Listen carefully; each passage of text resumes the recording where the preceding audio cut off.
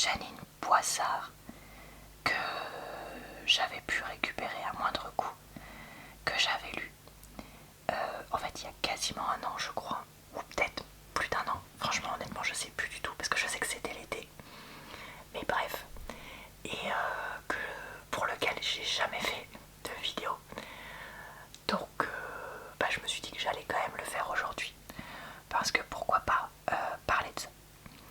Alors Janine Boissard, c'est une auteure de livres français qui est décédée maintenant et qui a été pas mal connue dans les années 80-90 pour ce qu'elle avait écrit.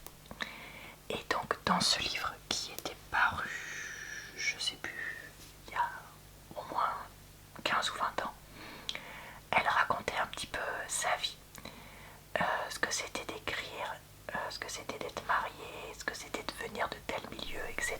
Et donc je vais vous lire le résumé du livre. Les premières pages avant de vous donner mon avis sur cette lecture, parce que même si ça fait longtemps que je l'ai lu, il y a quand même des choses que je me rappelle très bien, donc je vais pouvoir vous donner un avis, je pense, encore objectif dessus. Je fais régulièrement sur ma chaîne des vidéos d'avis de livres, donc vous pourrez retrouver en barre d'infos, commentaires épinglés et dans le i en haut de l'écran, le lien vers d'autres vidéos de ce genre si jamais ça vous tente. Je lis de plein de genres différents, pas mal de romances, mais aussi de la fantasy, de la fiction, de temps en temps des autobiographies, des romans policiers ou autres. Donc voilà, n'hésitez pas à aller jeter un œil à tous ces endroits-là dans mes playlists Booktube, parce que y a plein de choses à y trouver, donc voilà, tout est listé, surtout n'hésitez pas, voilà, tout simplement. Pour la première fois, alors qu'elle s'y était toujours refusée, Janine Boissard raconte sa vie de femme, d'épouse et de mère.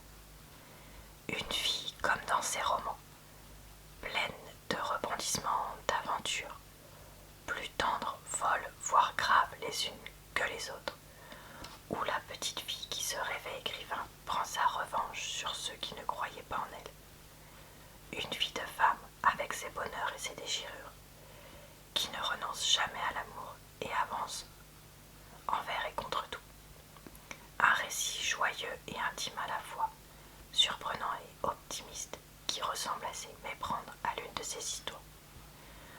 Auteur de nombreux best-sellers dont L'Esprit de famille, Une femme en blanc, Marie Tempête, N'ayez pas peur, nous sommes là, Au plaisir d'aimer, Janine Boissard est l'une des romancières françaises les plus populaires de son époque. Prologue. À plusieurs reprises, mon ami Jérôme Enes Vriad, je suis désolée si je prononce mal, je ne sais pas comment on dit, journaliste et écrivain, m'a incité à écrire un livre où je parlerai de moi. Janine, la femme, disait-il, affirmant que mes lecteurs l'attendaient. En effet, si j'avais publié 2 essais où je parlais de mon enfance et de mon adolescence, je m'étais toujours refusé à aller plus loin, craignant de blesser mon entourage, de rouvrir des plaies mal fermées. Par ailleurs, il me semblait avoir oublié tout un pan de ma vie de jeune femme, et je n'avais aucune envie de m'y replonger. Et puis, il y a 2 ans, la nécessité de me mettre au clair avec moi-même, après une lourde épreuve, m'a poussé à accepter. Et au fil des chapitres, comme s'il n'avait attendu que ce moment pour se rappeler à moi, remontaient des souvenirs, des images que je croyais perdues. Des images sombres et d'autres très belles, où l'amour et l'amitié tenaient une place de choix. Dans cet ouvrage, vous ne trouverez pas de règlement de compte, et je me suis efforcée d'être sincère. Tantôt c'était difficile, tantôt les mots coulaient de source. Il m'arrivait de rire comme de pleurer. Une vie, en somme, avec au bout, peut-être, un peu plus de sagesse. J'arrive pas à prononcer. Sagesse, sûrement de paix. Alors merci,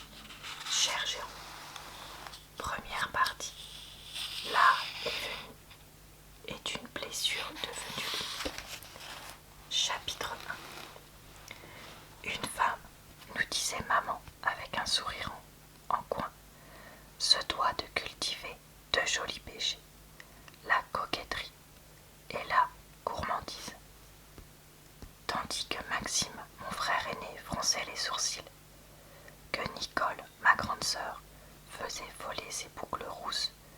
Du haut de mes 5 ans, je m'interrogeais. De jolis péchés. Que dirait grand-mère, la mère de papa, au chignon gris serré, au visage sans phare, qui ne se regardait jamais dans la glace, et, pour tout dessert, se contentait d'une infusion de camomille. Elle le doit à son mari, confirmait maman. Celui qui sera son mari, Laurette Renaudin, l'a rencontré lors d'un bal donné pour ses 23 ans par ses parents, Emma et Maxime, dans leur bel appartement parisien donnant sur l'Arc de Triomphe.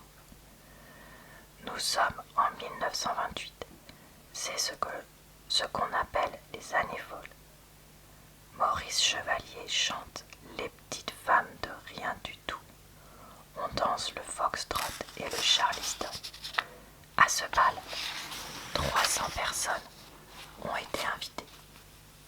Bon papa et bonne maman ont vu les choses en grand. C'est qu'ils commencent à s'inquiéter, alors que 5 de leurs 8 enfants sont mariés et déjà père ou mère de famille. Laurette traîne. Cette mince et ravissante petite blonde aux cheveux ondulés et aux yeux limpides, bleus, sait parfaitement ce qu'elle veut et ne veut pas. Elle a passé avec succès son baccalauréat, rarissime pour une fille à l'époque, et s'irrite de ne pas avoir le droit de sortir sans chaperon. Ne se prive jamais de dire ce qu'elle pense. C'est bien simple, dans sa famille. On l'appelle la protestante. Et jusque-là, elle a refusé tous les bons partis qu'on lui proposait. Bon milieu, bonne profession, bonne moralité, sous prétexte qu'elle les trouvait ennuyeux. Qui sait si, lors de ce bal, on a roulé les tapis des salons, ciré les planchers, dressé plusieurs buvets. Au haut plafond à moulure, les lustres scintillent de toutes leurs pampilles de cristal. Bonne maman et maman en robe longue, beau papa en habit, s'apprêtent à accueillir leurs invités. 7 heures sonnent, attention, les voilà. Laurette s'est lancée la première sur la piste. Les salons s'emplissent, les buffets sont pris d'assaut. Le champagne coule à flot. On a ouvert les fenêtres, un peu d'air. On doit entendre jouer la musique, jusque sous l'Arc de Triomphe, secrètement éclairé. Sous l'œil vigilant de ses 5 frères, l'héroïne de la fête passe de cavalier en cavalier, les narguant malicieusement entre 2 tangos, 2 passo doblés. Voilà, écoutez, ce sera tout pour cet extrait. Alors, qu'est-ce que j'ai pensé de ce livre? Écoutez, je vous avoue que j'ai jamais lu Jeannine Boissard, donc c'est vrai que j'étais un peu surprise de voir qu'elle avait été assez prolifique et que ses livres avaient été adaptés dans plusieurs téléfilms. Mais je pense que c'est une question d'époque, parce que le gros de son succès, si j'ai bien compris, c'est quand même 80, 90, début 2000. Soit quand moi j'étais en fait pas née ou enfant. Et donc je pense que c'est ça qui fait que c'était quelqu'un voilà, de complètement inconnu pour moi. Mais clairement, elle écrit d'une écriture facile à lire et en même temps captivante. Ça c'est ce que je me rappelle. Et je me rappelle que je m'étais dit, mais que je ne l'ai pas encore fait, que j'aurais bien aimé essayer une de ses fictions pour voir un petit peu comment c'était, parce qu'après tout, pourquoi pas. Ce que j'avais trouvé intéressant dans ce livre, c'était le fait qu'elle racontait la bourgeoisie française dans laquelle elle était née, avec donc une vie assez privilégiée de ces personnes qui sont riches et qui se marient entre riches, etc. Mais en fait, elle raconte aussi beaucoup malheureuse pendant un certain temps. Je me rappelle qu'elle avait eu des problèmes avec l'école où elle avait subi beaucoup de moqueries. Donc comme quoi l'argent ne rend pas sympathique, encore une fois. Et aussi que c'était le genre de famille où, comment dire, les conventions, les attendus pour une fille étaient vraiment difficiles à accepter pour elle qui ne rentrait pas justement dans ce moule-là. Et même si c'est, comment dire, plus d'aujourd'hui et dans un milieu quand même particulier, je trouve qu'il y a quand même des choses qui résonnent avec le monde d'aujourd'hui. Et je me rappelle que voilà, j'avais trouvé ça intéressant. Après, si je dis pas de bêtises, elle se marie. Et en fait, son mariage ne se passe pas si bien que ça. Et elle finira par divorcer. Chose un peu impensable dans ce genre de milieu, même à l'époque. Mais voilà, c'est bien. Et c'est encore une fois bien de le dire qu'on a le droit de le dire. J'ai un doute sur ce que je vais vous dire maintenant. Donc voilà, à prendre avec des pincettes. Mais il me semble qu'il y avait aussi une histoire par rapport à la poursuite d'études. Elle avait une scolarité donc compliquée. Et comme elle s'est mariée et qu'elle est tombée enceinte, elle avait des enfants, je crois que pour elle, ça avait été pas possible ou compliqué de finir ses études. Là où son mari, lui, père de famille aussi, pas de problème. Et c'est vrai que ça, je sais que c'est encore quelque chose aujourd'hui. Parce que je sais que, j'ai connu, moi dans ma vie, un certain nombre de femmes qui avaient eu une grossesse pendant un master ou un doctorat et qui avaient arrêté donc leurs études. Là où souvent le mari était dans plus ou moins la même situation et lui pouvait continuer, etc. Sauf que ça, donc si c'est encore une fois bien ça qui se passe dans le livre, ça crée une précarité de la femme parce qu'elle aura un diplôme moins élevé que ce qu'elle aurait pu avoir. La vie de cette femme, c'est pas du tout comme je disais, donc que des hauts. Il y a donc des choses compliquées. Il y aura aussi des choses compliquées avec ses enfants, mais je sais plus quoi, là je vous avoue, de tête. Et en fait, c'est vrai que c'est un livre qui m'a un peu marqué parce que je trouve que dans cette histoire de vie, il y avait des choses intéressantes qui font un peu réfléchir. Vous savez, le genre de livre qui, mine de rien, plante un peu des petites graines dans votre cerveau et vous continuez un peu de temps en temps à y penser, etc. Est-ce que c'est un livre que j'ai adoré? Non. Mais est-ce que c'est le genre de livre qui, je trouve, peut quand même être intéressant à lire? Eh ben oui, comme je vous le disais. Voilà, c'est pour ça que je m'étais dit qu'il faudrait quand même un jour que je vous en parle. Et alors que je faisais du tri et que j'ai retrouvé du coup l'exemplaire que j'avais, la couverture était pas en état de montrer, donc c'est pour ça que j'ai pris plutôt ma tablette pour ça. Donc voilà, maintenant c'est bon.